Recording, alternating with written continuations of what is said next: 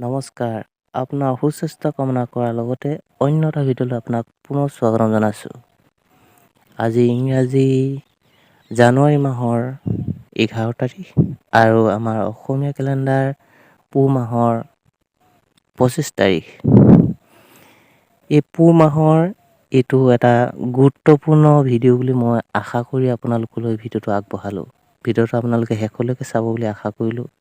ভিডিঅ'টো চাই ভাল পায় এটা লাইক কৰিব আৰু যদি চেনেলটো ছাবস্ক্ৰাইব কৰা নাই অনুৰোধ কৰিছোঁ চেনেলটো ছাবস্ক্ৰাইব কৰি ল'ব।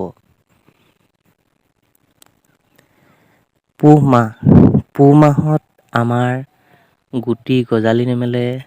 পুহ মাহত অমুক খেতি কৰা নহয়, তমুক কৰিলে নহয়, এনেকুৱা কিছুমান কথা আমি সৰুৰে পৰা শুনি আহিছোঁ।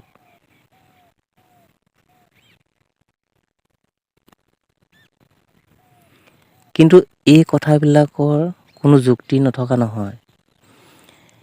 এই ভিডিঅ'টোত যিখিনি কথা কৈছোঁ এইখিনি মোৰ অনুভৱৰ পৰা কৈছোঁ, কিবা কিতাপ চাই বা বেলেগৰ কথা শুনি মই ভিডিঅ'টো বনোৱা নাই।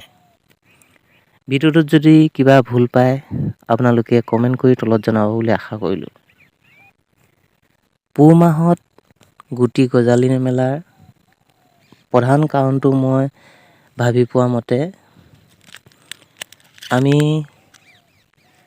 যিখিনি গুটি গজালি মেলিবলৈ দিওঁ সেই গুটিখিনি যদি আমি ভালকৈ আমি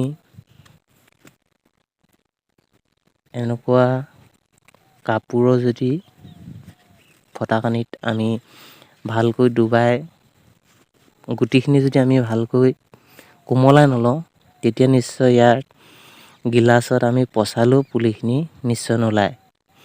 আৰু এটা কথা হ'ল, যিহেতু এতিয়া আমাৰ জলবায়ু খুব ঠাণ্ডা, সেইটো কাৰণে গছ গছনিবিলাক খুব লাহে লাহে বাঢ়ে আৰু এইখিনি গুটি গজালি মেলোঁতে মোৰ এতিয়া আজি 11 দিন লাগিছে। 11 দিন হ'লেও কিন্তু ইয়াৰ মাত্ৰ এই বীজপত্ৰ দুখন ইমান ডাঙৰ হৈছেহে। যদি ইয়াক মই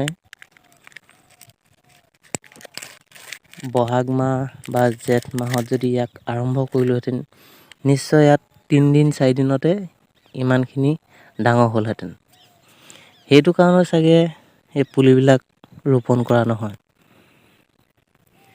কিন্তু এটা কথা ঠিক, যদি আমি ভোল হওক, জিকা হওক, তুৰৈ, কোমোৰা এনেকুৱাবিলাক খেতি যদি আমি এইটো সময়তে আৰম্ভ নকৰোঁ তেতিয়া নিশ্চয় আমি ব্যৱসায়িক ভিত্তিত যদি আমি খেতি কৰোঁ তেতিয়া আমি বজাৰত সুফল আমি কেতিয়াও নাপাওঁ। আমি যদি এইখিনি খেতি জেঠ মাহত আৰম্ভ কৰোঁ বা চ'ত মাহৰ পিছত আৰম্ভ কৰোঁ তেতিয়া আমাৰ শাক পাচলিবিলাক যিটো সময়ত আমি বজাৰত এৰিম বা যোগান ধৰিম সেইটো সময়ত আমাৰ উচিত দাম কেতিয়াও নাপাওঁ। যিহেতু মই ভিডিঅ'টো ব্যৱসায়িক ভিত্তিত খেতি কৰাসকলৰ ওপৰত নিৰ্ভৰ কৰি বনাইছোঁ, সেইকাৰণে ভিডিঅ'টোত যদি কিবা আপোনালোকে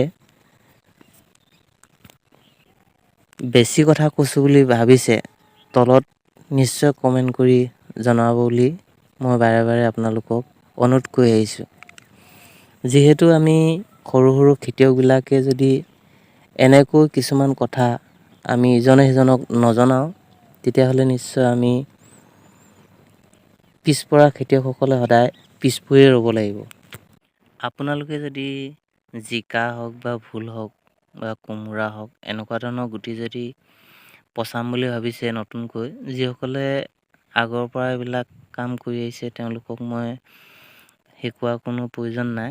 যিসকলে নতুনকৈ আৰম্ভ কৰিম বুলি ভাবিছে তেওঁলোকে কি কৰিব, এই গুটিবিলাক যিহেতু ইয়াৰ বীজপত্ৰবিলাক বহুত টান, সেইকাৰণে কি কৰিব গুটিখিনি এনেকুৱা এখন কাপোৰৰ ফটাকানিত কোমল আমলকৈ বান্ধি যিখিনি পানীত আপুনি ডুবাই ৰাখিব তাত অলপ এনেকৈ লৰাই দিব যাতে গুটিখিনি ভিজি যায় আৰু ইয়াৰ ওপৰত কিবা এটা সৰু শিলগুটি বা কিবা এটা দি এনেকৈ ৰাখিব যাতে পানীত ই ডুবি থাকে। গুটিখিনি আপোনালোকে এক ৰাতি সম্পূৰ্ণ ভিজাই ৰাখিব আৰু গুটিখিনি যেতিয়া আপুনি পানীৰ পৰা তুলি দিব, তুলি আপোনালোকে শুকান ঠাইত আপোনালোকে গুটিখিনি নাৰাখিব। আপুনি য'ত পচাই, গিলাচত হওক পলিথিনত হওক, আপুনি গুটিটো তাৰ পৰা উঠাই লগালগ ইয়াত এনেকৈ দি দিব আৰু তাত লগালগ পানী দি এই মাটিখিনি সম্পূৰ্ণকৈ যাতে ভিজি যায় এনেকৈ অলপ পানী দি দিব। পানী আপোনালোকে দৈনিক ৰাতিপুৱা এবাৰ পানী দিব, তেতিয়া গুটিখিনি এনেকৈ সুন্দৰকৈ, এতিয়া ঠাণ্ডা দিন যিহেতু, আগতে যদি 5-6 দিন লাগিছিলে, এতিয়া 10-11 দিন লাগিব। মই এইখিনি 1 তাৰিখে আৰম্ভ কৰিছিলোঁ জানুৱাৰী, এতিয়া আজি 11 তাৰিখ, 11 দিন লাগিছে। 11 দিনত ইমানখিনি ডাঙৰ হৈছে। যেতিয়া মই ৰোপণ কৰিম আপোনালোকক অন্য এটা ভিডিঅ'ত সকলো দেখুৱাম।